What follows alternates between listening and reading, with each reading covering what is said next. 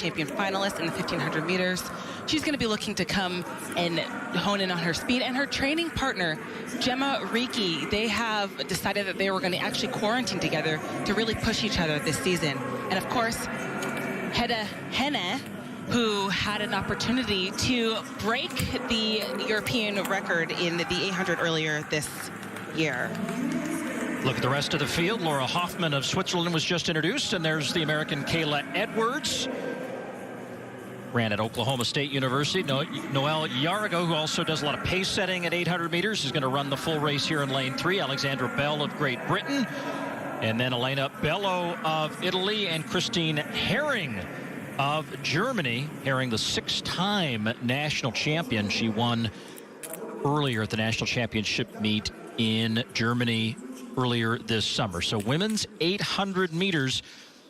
You mentioned Hedda Henne, who now has the fastest time in the world this year, 1:58.10, as these women toe the line at 800 meters. But Alicia, looking at the stats, you know, only 7 women have broken 2 minutes so far in 2020. 3 of those happening just a couple of days ago.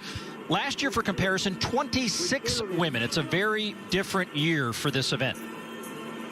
Yeah, this is going to be, you know, a race where women need to kind of race against each other in order to get those faster times.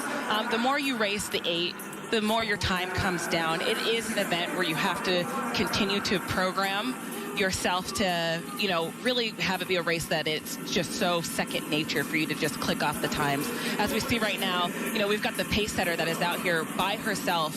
Generally, when we have a pace setter in this race, you kind of want to be a little bit closer to them.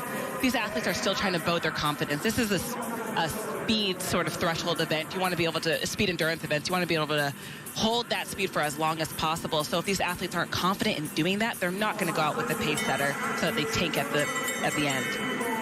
59 point at the bell. No one really choosing to go with the pace setter. Kayla Edwards, the American, now leading the pack from behind, but everybody's in this race behind her. You see Reekie and the world leader Henne. They are now stride for stride looking for Laura Muir. She's in the middle of the pack now as everyone's jockeying for position, and elbows are coming out. They basically ran this 800-meter race into the hands of a 1,500-meter runner. They completely decided that they were going to pace this, and anybody who has the endurance is going to be the person that's going to be in this race for this final 200 meters. Now the training partners and roommates side by side. Reekie now to the lead. Muir trying to hold on, and Henne of Norway still in the mix. Less than 100 meters to go. Reekie, who finished back in the pack when Henne won just a couple of days ago, now comes back and is victorious here in Rome and gets under that 2-minute barrier, unofficially 1:59.77. The way that 800-meter was run was a race that was one that we were not going to see a lot of times under 2 minutes. It was a really slow first lap. The pace setter only went out in 59 seconds, and Gemma Reekie ultimately closed that in 60 seconds, which is a pace that is not unheard of. So we'll get back to the final results of that race in a moment, but now Monica Duplantis takes center stage.